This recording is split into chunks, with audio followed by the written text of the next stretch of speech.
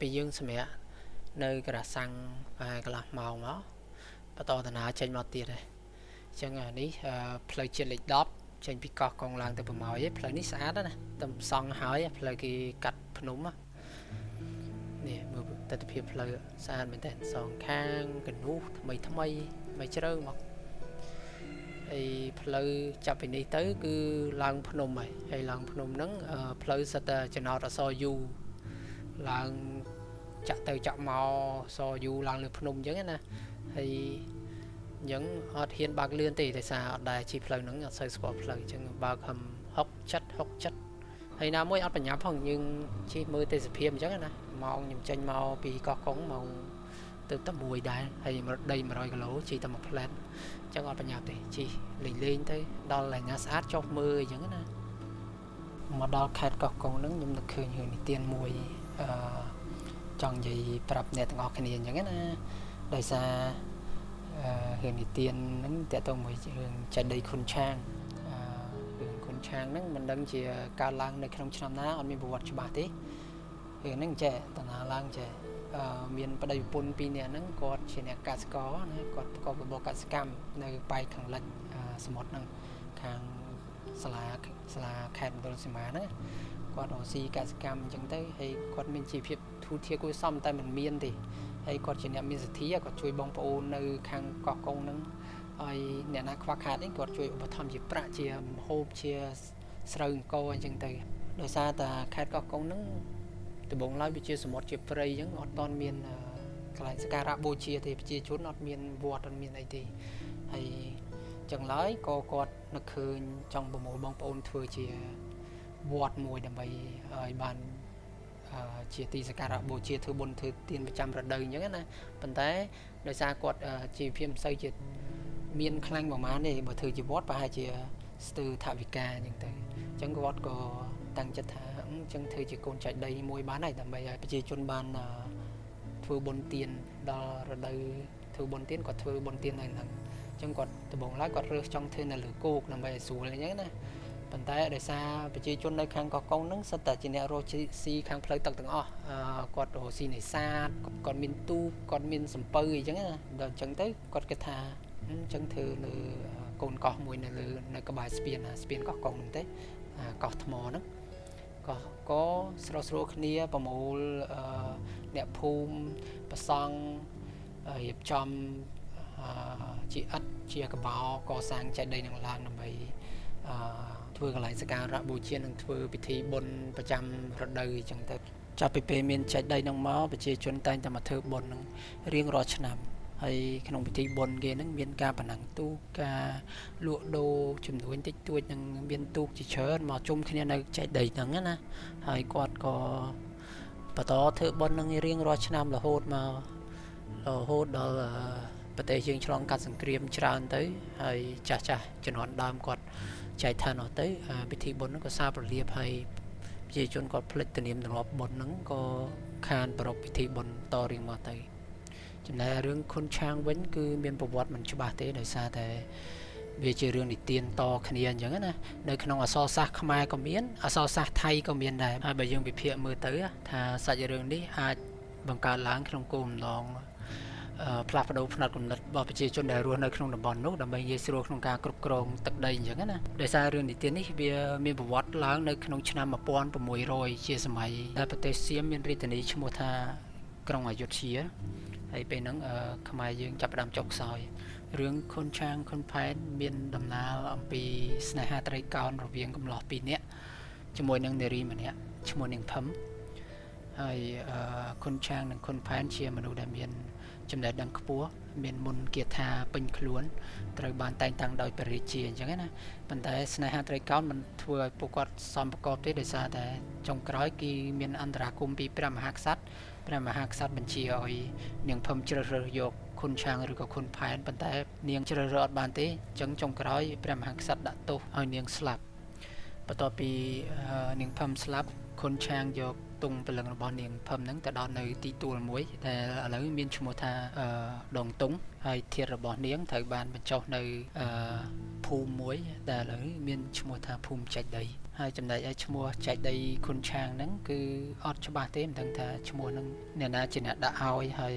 ចែកដីហ្នឹងជាចែកដីរបស់គុនឆាង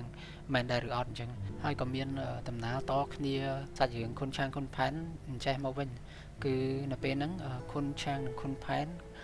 ធ្វើការប្រកួតទាត់សីប្រអួតនាងភឹមអញ្ចឹងណាពេលហ្នឹងគុនឆាងគាត់ទាត់សីទៅល្អិលជើងដួលអុកគូតនៅលើថ្មហ្នឹងហើយថ្មហ្នឹងក៏មានស្នាមគូតរបស់គុនឆាងបន្ទាប់មកបន្ទាប់ពីអ្នកទាំងពីរស្លាប់អស់ទៅគេយក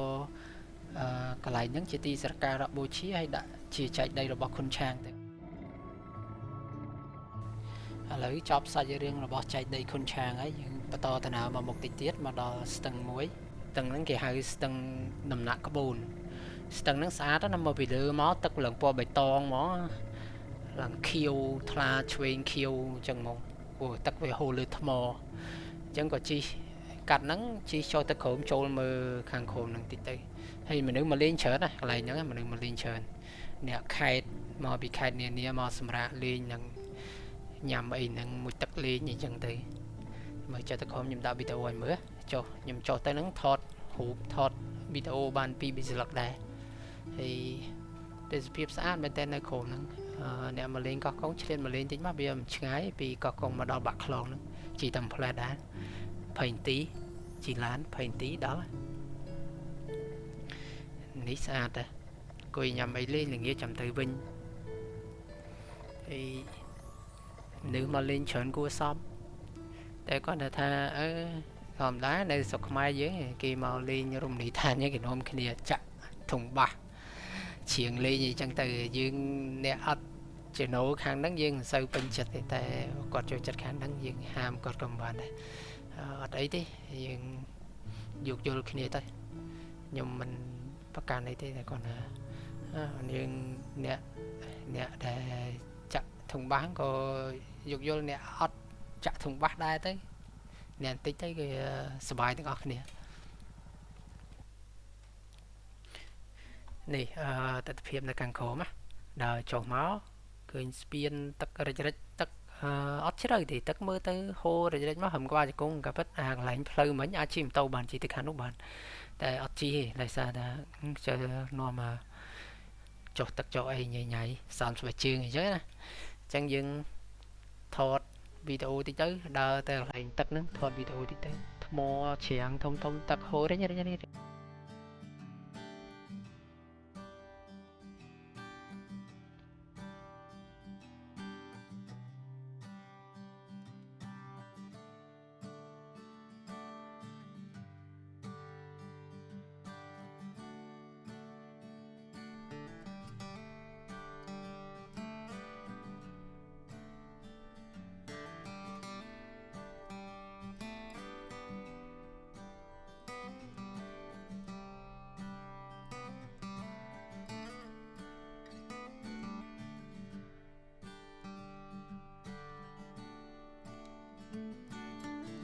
ចេញពីខាងស្ទឹងដំណាក់ក្បូនហ្នឹងមកយើងបន្តដំណើរទៅមុខទៀតទៅស្រុកវាវែងហើយនេះផ្លូវតាមផ្លូវចេញពីបាក់ខ្លងឡើងទៅវាវែងគឺផ្លូវសិតតែអសរយូផ្លូវឡើងភ្នំណាយូថឺនទៅមកតាណាកសានអត់បានត្រៀមទុកមុនទេរឿងអាវភ្លៀងរឿងអីដោយសារតែខែហ្នឹងខែ2ហើយគិតថាមេឃវាអត់ភ្លៀងមានណាទៅដល់វាលវែងកន្លែង check point ដែលខ្ញុំចង់ទៅហ្នឹងគឺអាស្ពានខ្ពស់ជាងគេនៅស្រុកខ្មែរស្ពានទឹមសង់ទៅដល់ហ្នឹងមេឃភ្លៀងមកទៅហឹងចប់សើមអាវខ្ទេចហើយថតរូបក៏ថតអត់បានច្រើនទៀតអត់បានថតវីដេអូឯងយក GoPro ទុកឯងព្រោះ GoPro វាចង់ខូចឯងហើយដាក់ថតទូរស័ព្ទបានតិចហ្នឹងទឹកចូលទូរស័ព្ទឡើងពេញទូរស័ព្ទថតមកឃើញព្រាកហើយមេឃសស្គុះមើលគ្មានឃើញអីទេដោយសារភ្លៀងខ្លាំងពេកចាំមើលខ្ញុំដាក់វីដេអូឲ្យមើលនៅមុខតិចទៀតដល់ហើយនេះពេលមកដល់នៅលើស្ពាននេះថតពីលើស្ពានទៅអត់ដឹងកន្លែងថតនៅណាចង់ចុះទៅក្រោមតែមេឃភ្លៀងខ្លាំងពេកនឹងចុះមិននេះមើលមេឃភ្លៀងគ្រាប់ធំអត់តោះហើយឈប់បន្តិចដើរទៅថតនៅខាងនោះម្ដងនេះថតបានចឹងទៅថតចឹងមកថតគល់ស្ពានពីលើហ្នឹងមកមកដល់ check point យើងចប់បដ ாய் ហើយស្ពាននេះគេដាក់ឈ្មោះថាស្ពានដែលចូលសន្តិភាពរិស័យជ្រុំ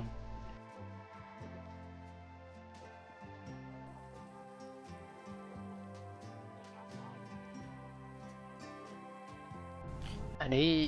ចេញពីស្ពាននោះមកយើងជិះមកតាមផ្លូវទៅកាន់អូសោមពីវាលវែងទៅកាន់អូសោមហើយពេលហ្នឹងតិចមែនតើល្ងាឯសារត្រូវទឹកភ្លៀងសើមវេទនាបណ្ដោយអានេះមកដល់ស្ពានខាងអូសោមហើយតែស្ពាននៅអូសោមនេះស្អាតណាបើសិនជាមានពេលច្រើនសម្រាប់នៅអូសោមនេះក៏សប្បាយទេនេះអត់ដឹងថាអូសោមគេតលេងណាខ្លះព្រោះអត់ដែរមកដល់តែមើលទៅវាស្អាតតែទេសភាពស្អាតមែនតើបើសិនជាលើកក្រោយមានពេលមកត្រៀមម្ដងទៀតមកលេងអូសោមសម្រាប់ពីប្រយុទ្ធដើរលេងតាមព្រៃភ្នំអីចឹងស្អាតហើយយើងបន្តដំណើរទៅមុខទៀតនៅខាងឆ្វេងដៃយើងជិះទៅយើងឃើញទេសភាពភ្នំសំកុសភ្នំនោះធំស្អាតខ្ពស់ដាច់កតុយភ្នែកឃើញថ្នាក់អញ្ចឹងមើលទៅដូចទាំងគំនូអញ្ចឹងហើយស្អាតខ្ញុំមើលខ្ញុំដាក់រូបថតឲ្យវីដេអូឲ្យមើលនេះយើងមកដល់កន្លែងហ្នឹងហើយអានេះដាក់ពី GoPro ទៅមើលឃើញទូជាភ្នំហ្នឹងតែបើមើលក្រៅភ្នែកវិញឃើញធំហើយនេះខ្ញុំថតចេញទូរស័ព្ទដាក់ lens zoom មកមើលឃើញភ្នំឡើងធំនេះយើងជិះម៉ូតូទៅមុខទៀតទៅកាន់តែចិត្តកាន់តែស្អាតភ្នំហ្នឹងភ្នំសំកុសហ្នឹងហើយថ្ងៃបាសៀលថ្ងៃរៀបលិចចេះហងទេសភាពអត់តោះហ្មងចាក់ភ្លេងឈៀលក្នុងវីដេអូទៀតមកកាន់តែលយឥឡូវមើលទេសភាពរបស់គ្នាខ្ញុំដាក់ភ្លេង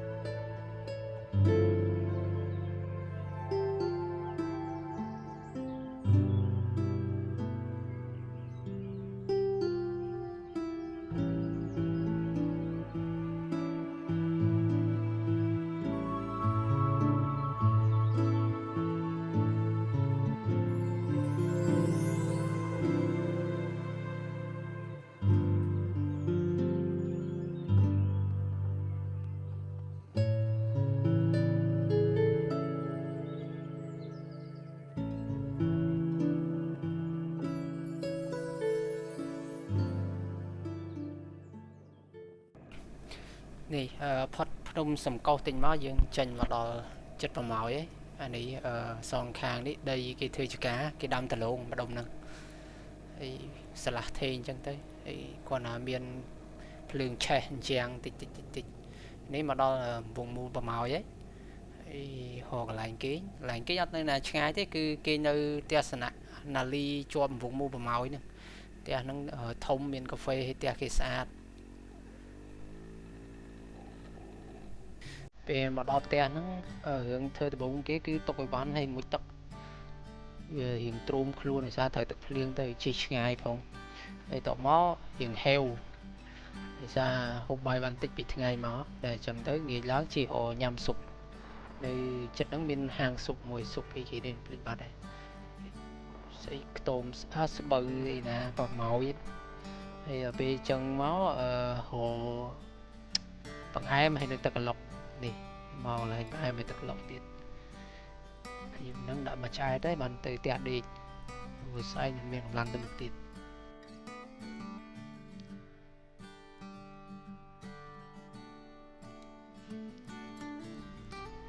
ហើយនេះព្រលឹមឡើងងើបពីគេងមកខ្ទង់មក6មួយទឹកអីហើយគួយលេងនៅមាត់រងដាគេហ្នឹង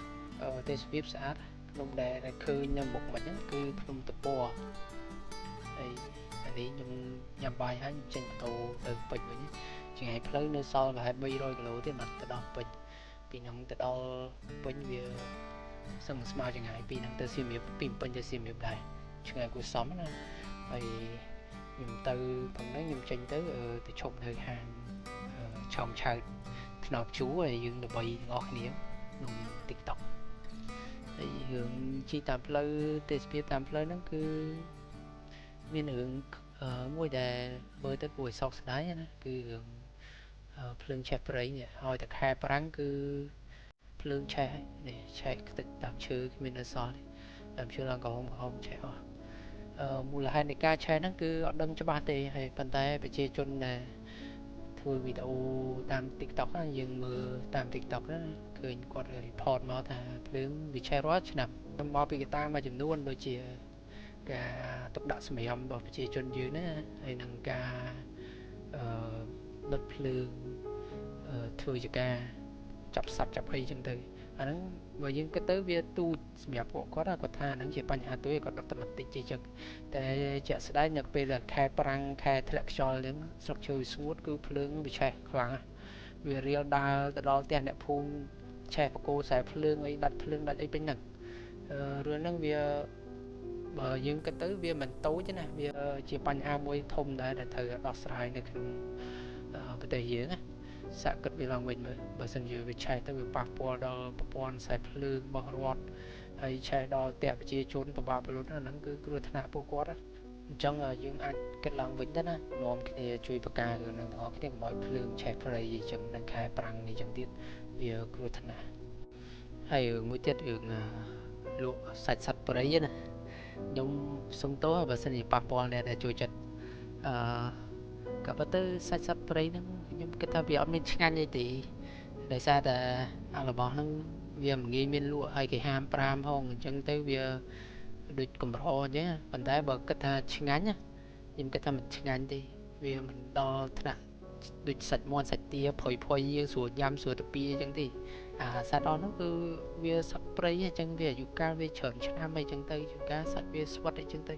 បើខ្ញុំថាខ្ញុំអត់ដែរធ្លាប់ហូបទេសាច់ព្រៃកាលពីមុនមក